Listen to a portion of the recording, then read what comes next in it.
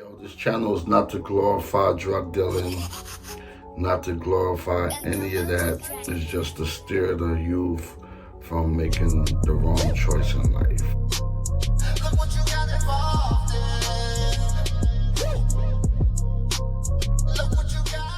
What's up? What's up? What's up? Welcome to my channel. Welcome to my channel. Welcome to my channel. Yo, it's your boy Warbucks, and it's my other son, the twin. What's your name? Zaya. Zaya, the true player from the Himalayas. You feel me? Yo, I appreciate everybody out here that's subscribing to my channel, that's sending donations to my Cash App, because I'm trying to self-publish. So if you want to send donations to my Cash App, it's for me to self-publish. Yo, now I got another story for you, ladies and gentlemen. From the book, from my book, called Music Saved My Life. Music saved my life. And that's a true fact. Music did save my life. Because if it wasn't for music, I would have been still in the streets, and who knows what would have happened. You know what I mean? But thank God for everything. But in this segment of Music Saved My Life, where should I go, Isaiah? You should do the one when, you know, with the baseball. Oh, the baseball. Yeah. Okay. Now this one right here is the day I decided to start being a drug dealer. All right. Basically, it was me, Cisco, and Steve. We was running through the halls of Julia Richmond. It was lunch period, matter of fact. It was our lunch period. And we was running through the hallways of Julia Richmond. So we walking through the hallways, and then we come up to the lunchroom. So we about to enter the lunchroom, right? And we ran into this dude named John. Later on, he became my boy, John McWhorter. John Vuitton, rest in peace to you, brother. So basically, John knew Steven Cisco, because John made music, Steven Cisco made music. I wasn't doing music yet. I was a Steven Cisco dancer. So basically, John told Steven Cisco that my dancer is better than your dancer. And his dancer, his name was Jack LeGreg. His name was Jack from Harlem. Salute to you, Jack. Everybody in Harlem probably know him. He be out there selling the t-shirts and all that. I am Harlem and all that. My man Jack, you know what I mean? My brother from another mother. But at this time, I didn't know Jack. You feel me? I didn't know Jack. You feel me? But I saw him around, you know, in Harlem. He be with John all the time. So John told him, yo, my dancer's better than your dancer. Yo, let's battle. Let them battle. And so me and Jack looked at each other for the first time. Never knew him. And I was like, man, I ain't battling him. And Jack was like, yo, where you from? And I said, I'm from the Bronx. But I'm from both places. I'm from the Bronx and Harlem, because my mom's live in the Bronx, and my father live in Harlem. So I'm from uptown. That's what we used to call, you know, Bronx and Uptown, HBO, Harlem and Bronx only. So he was like, oh, okay. So now he don't want to battle, because he like, yo, if you was from Brooklyn, I would have battled you. But since you from uptown, we ain't battling. I'm like, all right, cool. So, you know, we didn't battle. So we were all just, you know, walked in the lunchroom together. So while we walking in the lunchroom, somebody was like, yo, that's them guys that be on the radio. Talking about Steven Cisco, because my uncle DNA, he had a radio station called the DNA Hank Love Radio Show on 105.9. WNWK was the station in New York City in the 80s. And he had his own record labels and all that like that. He had an artist on his label by the name of Super Level C and Casanova Rudd, DNA International Records. Y'all do your homework. Yeah, that's my uncle, DNA. You know what I mean? So we walk in the show, they like, yo, that's some dudes from the radio. because we used to go to the radio station all the time. We'd be talking on the radio, blah, blah, blah. You know what I mean? And Cisco and Steve would be playing their little demos on the radio. So they heard it. So everybody wanted Steve and Cisco to do that rap. To do the rap. Yo, rap for us in the lunchroom. So Steve just started up. He was beatboxing. And then Cisco just went into his rhymes. So we had the whole lunchroom. They was bumping. Oh, Cisco was killing it. Steve was killing it with the beatbox. Boom, boom, boom. So after they started rhyming or whatever, and it was done, everybody shaking hands or whatever like that, we sat down on our lunchroom tables. Like, you know, and back in high school, everybody had their little section. The drug dealers over there. We mess with the girls, so we went and sat with the girls. Like, we have our own lunchroom table, and the girls would be around us on their table, and we just, you know, going back and forth with the ladies or whatever like that. So one day, this dude came up to us, this dude named L. We're not going to say his name. My man L from Harlem. Yo, what up? Salute to you. He from the east side of Harlem. I think he from Jefferson Projects in Harlem, east side. Jefferson or Tab, but I'm pretty sure I'm leaning towards more Jefferson. All right. That was around 116th, 115th, like Lexington Avenue and all that. Right? Was it Lexington? I don't know. It was around there, Lexington and Madison. Jefferson Projects in Harlem. Look it up. So he came up to us and was like, yo, y'all drug dealers? Y'all getting paid? And we like, nah, we messengers. We got jobs. And he was like, for real? Yo, I always thought all this time y'all was drug dealers getting money uptown. I'm like, nah, we messengers or whatever like that. And so he was like, he extended his hand like, okay, well, if you ever want to get in that game, come holler at me. I got the plug or whatever like that. So we like, all right, cool. But the whole time, we like, we ain't selling no drugs. Nah, I ain't selling no drugs. Whatever, it is what it is. I'm not selling no drugs, man. So then, the whole day, I think that was like 4-period lunch, then 5th period, 6th period, 7th period came. I ain't thinking about selling no drugs. Well, Cisco and Steve coming up to me like, yo, man, I'm thinking about going to do it, man, get some real money, whatever. And at the time, we worked at Holt Messenger Service. We got paid a little more now. We got paid $5.25 an hour. So we worked 20 hours a week. That's about $100 a week. But we kept ourselves up, jewels, fly gear, all that. You know what I mean? So he was like, yo, like I said, he extended his hand out to us. And so 8th period came, and we was, you know, my gym was 8th period. So we leaving 8th period, me, Steve, and Cisco, after, you know, gym was over, we hooked up, we walked into the train station, to the 6th train on 68th Street. We walked to the train station, that's when Steve and Cisco start saying, man, we gonna go hook up with L, you feel me? We gonna go hook up with L, man, we gotta get paid. I'm tired of messenger work. They're like, we gonna get paid. And I'm like, nah, I ain't selling no drugs. Plus, I got a baseball tryout for my school at Julia Richmond, because I was good in baseball and football. I was real talented, but Julia Richmond scouted me out and wanted me to come play baseball for their school. So basically what happened, I was going to play baseball. So we jumped on the train. So I was going to go to the tryout. So we jumped on the train. 96th Street came. I got off on the 6th train, 96th Street, and they kept going uptown to go hook up with L.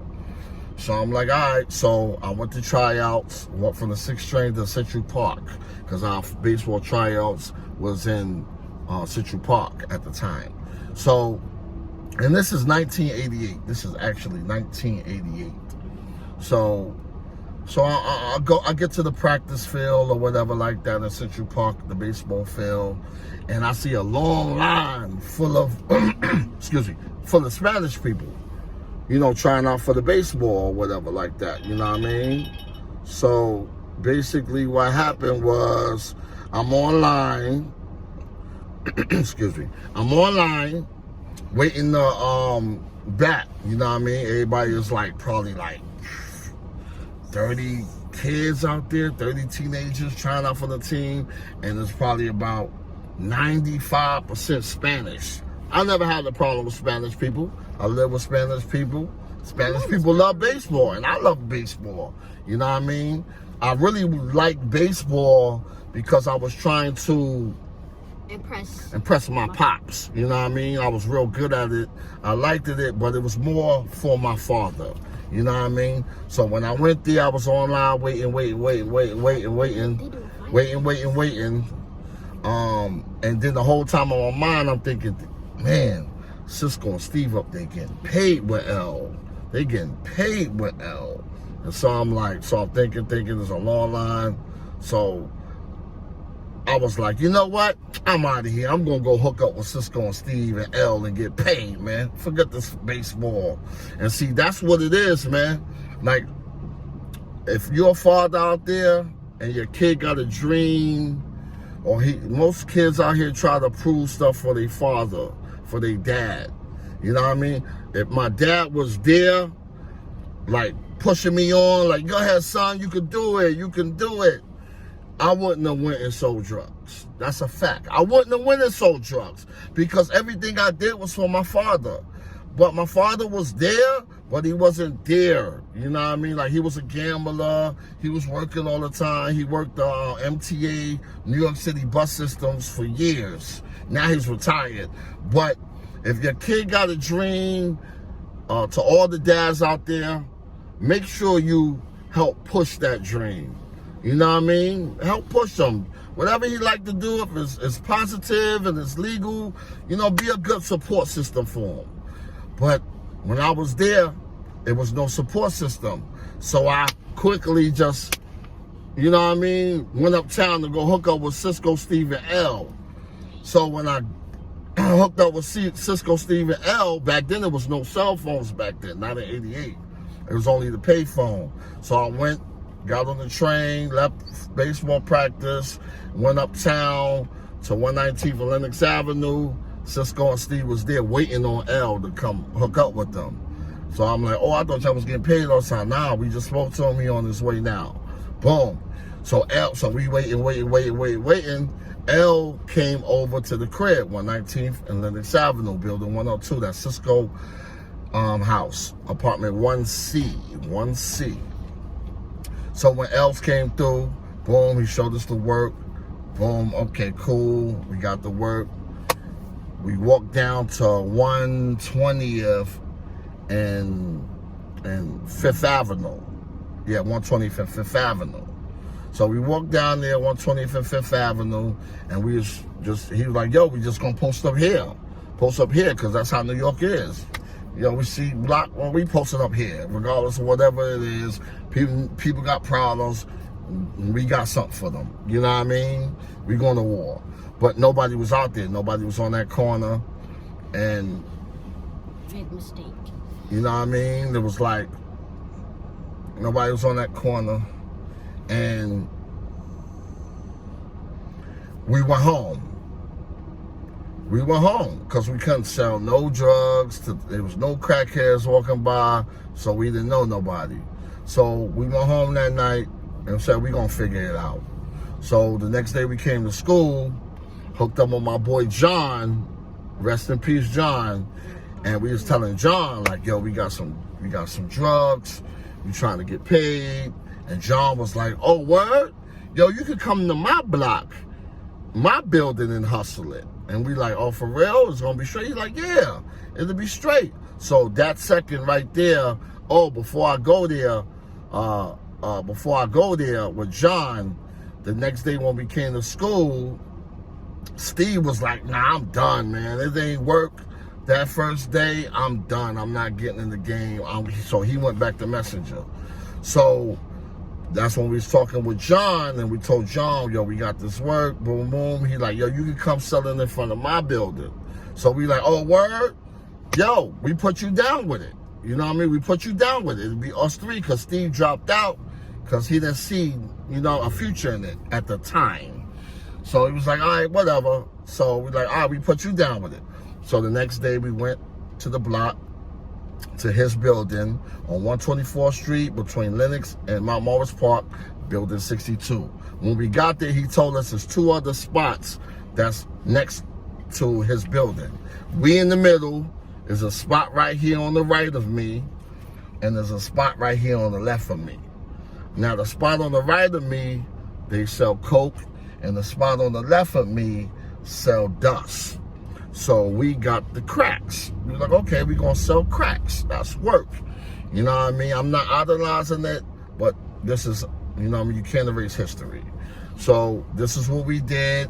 So we was out there for a whole week. We was grinding. The work was so good that it was moving. It was moving, quick, moving. You know what I mean? So we couldn't believe it. You know what I mean? I'm 16, about to be 17, but I'm still 16. But it's 1988, and it's moving so fast. Like, we selling out. L come and drop packs off for us. Boom. Every day, we knocking out thousands and thousands of dollars. So at the end of the week, what lured us in is because L's told us that we gonna get paid $1,500 a week, each of us. So we sold mad work, like from between $30,000 and $50,000 worth of work that 1 week. We couldn't believe it. So we went up so after that week came up, it was like on a Sunday. We was out. So we went to go meet the boss. You know what I mean? We gonna say his name is E. We're not gonna say nobody real names because we don't know what people doing in real life, and they got kids, and they probably don't even want their kids to know about these things. But for me, I tell my stories because I want my son, it's my son Isaiah, and Isaac, the one you met, to know right from wrong. Don't do this, don't do that. You know what I mean? If it's on an illegal tip, don't go there, because there's only 2 places for somebody, well, really 3 places. 3 places for somebody that sell drugs and do criminal activities. You either gonna get killed, you're gonna go to jail, or you just gonna be broke. You just gonna be an old dude broke. You know what I mean? So it ain't worth it, dogs, and have a felony on your record. It is not worth it. Because now when you got an F on your chest, you can't get a job, you can't get an apartment, you can't really do nothing. So basically, like I said, what happened, we went to go meet the boss, E. So we met L's on the east side in Jefferson. He met us, took us upstairs to meet the boss. The boss was like, yo, y'all done a good job, man. Oh, I appreciate y'all. You know what I mean? Like, y'all really got my products moving. So we like, okay, cool. So we waiting for $1,500. That's $4,500. Yo, this dude, and the dude E was older. He probably was like 28, something like that, 29, between 28 and 30, Puerto Rican dude. So he was like, yo, and you know, back then, he an older boss man, and this is my first time getting in the game. Yo, he counted all the money up, and the dude gave us $100 a piece. And we like, what? We didn't say nothing because he had, you know, the guns and everything out on the table, so we didn't say nothing. So we were stuck, and he was like, yo, y'all good, man, y'all young. What you gonna do with $100? You ain't gonna do nothing with this money. I mean, you know, that's good enough for y'all. So I guess he felt that since he was older and we 16, little young kids, well, give them $100, they'd be good. That's where he messed up at. Because if he'd have paid us right, we'd have been loyal. So what happened, we got in the elevator, we got paid, we going in the elevator. So I'm still kind of stuck. And so Cisco asked John, like, yo, so what you gonna do? And he was like, oh, he said, what you gonna do with your $100? And he was like, well, I'm about to call my girl up and take her to the movies, take her to get something to eat, stuff like that. And he like, all right. So John right then and there, John flagged the cab, and he jumped in the car. Oh, he went to the payphone first, called his girl up, and then he jumped in the cab, and he went to go meet her. So me and Cisco, we walking, and Cisco was like, what you gonna do with your money? I said, what I'm gonna do with my money? I'm about to take this $100 and go uptown to Broadway, because I know where's it at. I've never been there, but I got boys in the Bronx, like I said, that was in that game since they was young, and I used to always hear them talk about Broadway.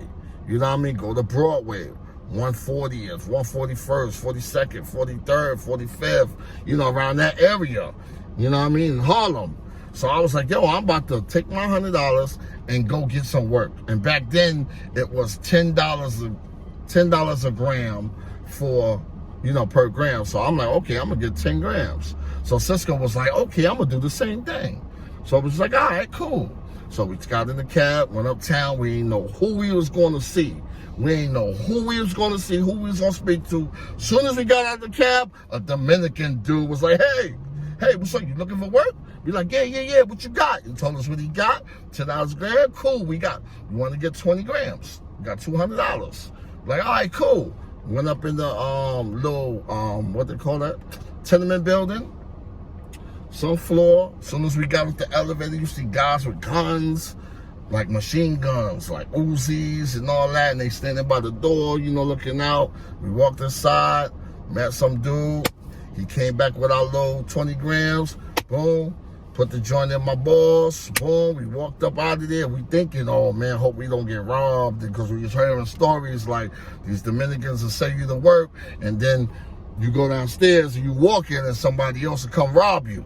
So boom, we jumped in the cab. Boom, we went right down to Cisco House, 119th. And so remember what I said, the dude L's and E gave us a work, but they didn't know where our spot was.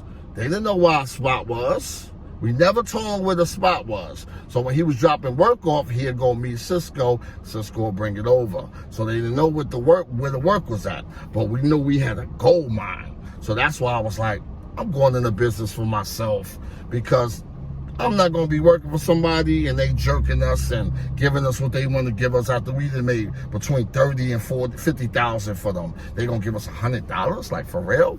Nah. So we went uptown, got to work, went to Cisco House, bottled everything up, boom, and we kept the same color tops, red tops. We still kept red tops because that's what they had, and that's what the crackheads was fiending for, the red tops. So boom. We went out there, it was back to business. It was back to business. We out there grinding, and then Cisco was always BSing, thinking he a boss. Like, he'll leave me there by myself, I saw all the work, boom, then he'd go home or go and call his girl, do some other things. And then this one day, I remember I ran into Steve. Steve was walking by, and he was like, yo, Cisco saying that you work for him. I'm like, I work for him? I'm like, I work for him. We partners. And he was like, nah, that's what he running around telling everybody, you his worker. I'm like, what? So I sold everything. I went right to his house. I'm like, yo, you saying I work for you, dogs? He was like, no, I ain't, denying it, whatever. I said, you know what, son? This is what we gonna do. We not gonna work together. I'm gonna go my way, you go your way. Whatever money we had saved up from that week we was hustling or whatever, we split it. And whatever drugs we had, we split it. I'm on my own, you on your own. And he was like, all right, cool. So then I went back out there. Now I'm for myself. I'm not working for nobody. It's all on me. You feel me? And that's crazy. And that's what happened. You feel me? The day I sold drugs, when I should have played my baseball, you know what I mean?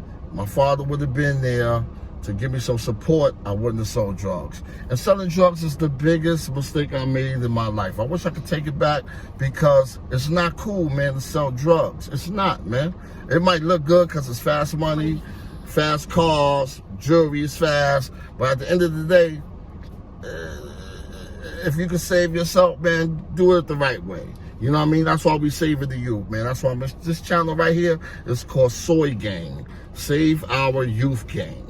You know what I mean? Everybody running around gang, this, doing negative. We taking that gang and doing it a positive way. Soy Gang, Save Our Youth Gang. You know what I mean? So stay out the streets. We do this for the babies, to save the babies, to, if they about to take that wrong mistake, to steer them to do the right thing. Because it's not worth it, dogs.